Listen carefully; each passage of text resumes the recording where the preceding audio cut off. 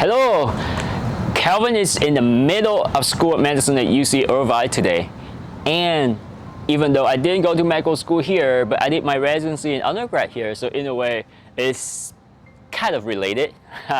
And the topic that I picked for today is about smoking and how is that related to GI in general. As you may know, smoking cigarette is associated with increased risk for lung cancer, lung injuries, and that's kind of a very well-known thing. But I don't know if you know, smoking cigarettes actually associated with a lot of complications for GI issues. For example, cigarettes increase the risk for esophageal cancer, stomach cancer, pancreatic cancer, liver cancer, and colon cancer. So those are the type of cancers, neoplasms that Kelvin talked about in clinic pretty much on the regular basis.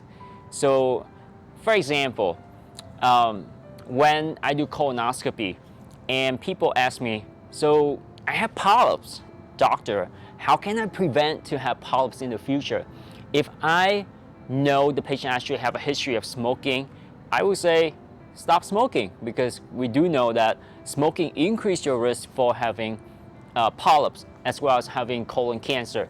And for that reason, by quitting smoking cigarettes, you would decrease the risk for having polyps in the future, in addition to a few other factors, of course.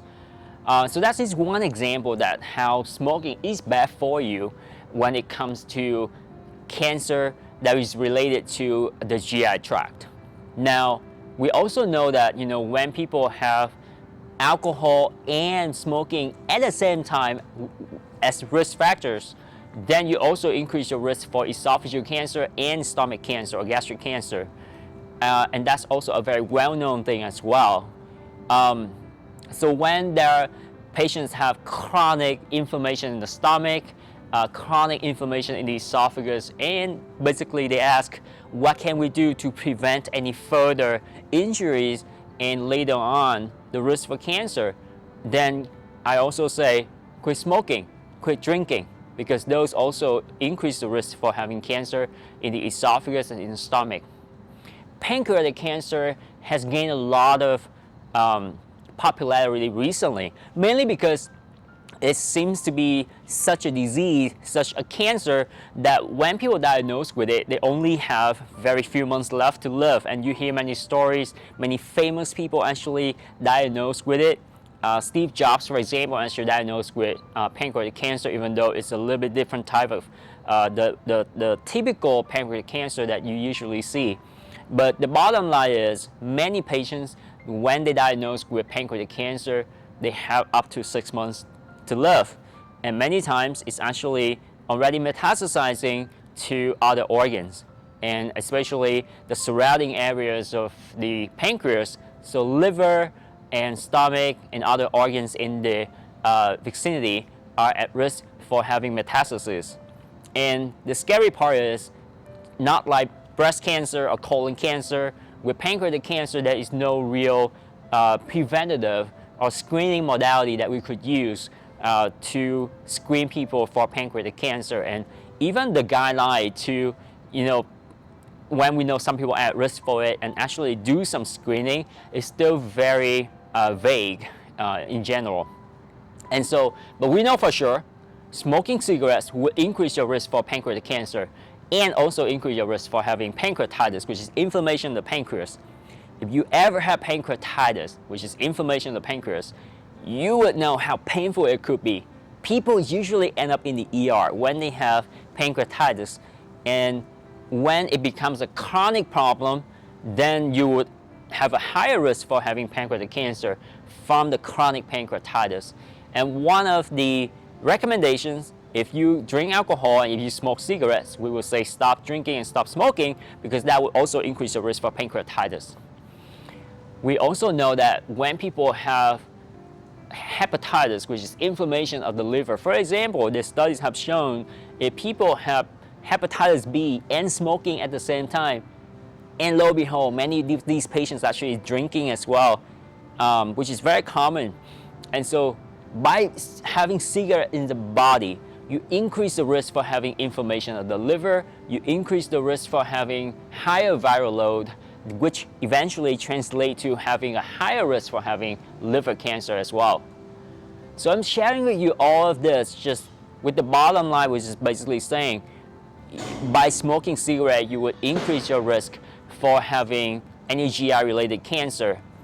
There are two types of colitis in my field, Crohn's disease and ulcerative colitis. Also, when I talk to patients about these two conditions, smoking cigarettes actually come into the picture.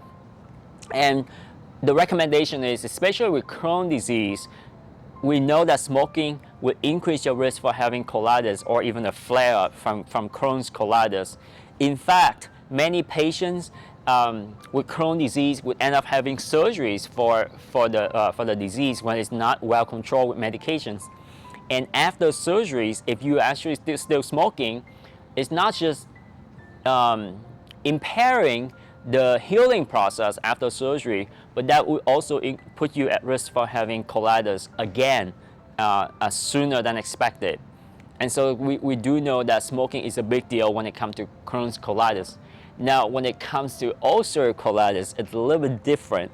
And it's always a fun conversation when it comes to this, because studies actually have shown that smoking cigarettes is protective of ulcerative colitis.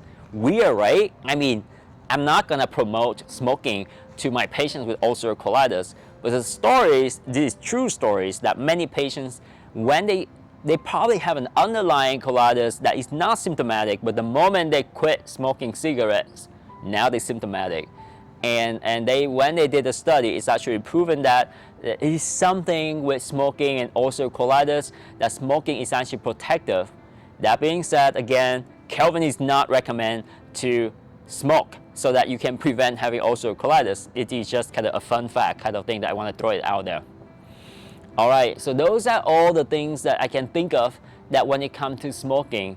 And last but not least, there is a topic of vaping. A lot of people talk about, e-cigarettes and vaping nowadays, because in the beginning of e-cigarette and vaping that is introduced into the US, many people think, that might be a good way to help people quit smoking, with the fact that you don't have to absorb all the poison toxins from the process of direct smoking with cigarettes. That is not true.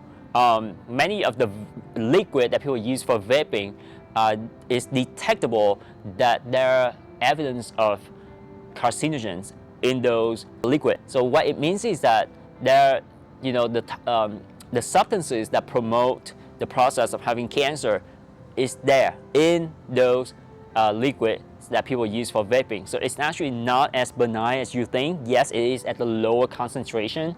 And one thing I had to say, it's not really, and many people use vaping as a way to quit smoking, as a transitional process to quit smoking, which is great, but don't use that as an alternative and think that's okay and you're just gonna keep vaping, like forever, which is not great either. Now that I'm talking about, what else that people look into, there is one last thing that is kind of overlooked by some of my liver patients. As you may know, my specialty is actually more focusing on liver. So when people evaluate it for liver transplant, for example, you would think that, people don't look into smoking, but actually they do. It's actually one of the factors that people look at, because what it means is that you do know that you have an addiction. They want to see how strong will you are when it comes to quitting an addiction. Why is that important? For example, if the reason that you have liver cirrhosis is alcohol, now that you say, I can quit alcohol, now it's time for me that I actually need a new liver for my liver cirrhosis. Guess what? If you're telling me that you're succeeding in quitting alcohol but you cannot quit smoking, then on the other hand, I have a patient who's completely clean, basically no addiction whatsoever. Who do you think that they would pick to give the liver if there's only one liver on the table? So they would look at addiction as a whole is an issue. And in many situations, it could be a topic on the table to discuss about. and certain insurance companies or types, they might use that as a way to screen out people, put them lower on the waiting list for transplant. So anything with addiction in general is not something good to be on your profile when it comes to transplant evaluation. All right, so those are all the things that I want to talk about with smoking and how is that related to my field. And May, at the end of May, is supposed to be the kind of a time where people talk about tobacco prevention. And so by quitting smoking, it's not just good for your overall health, but I'm hoping I'm shedding some light in anything that can be GI related to you, so you actually have a better understanding all the complications from smoking in general.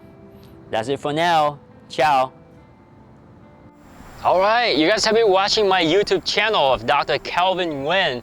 If you really love what you're seeing, please subscribe to my channel.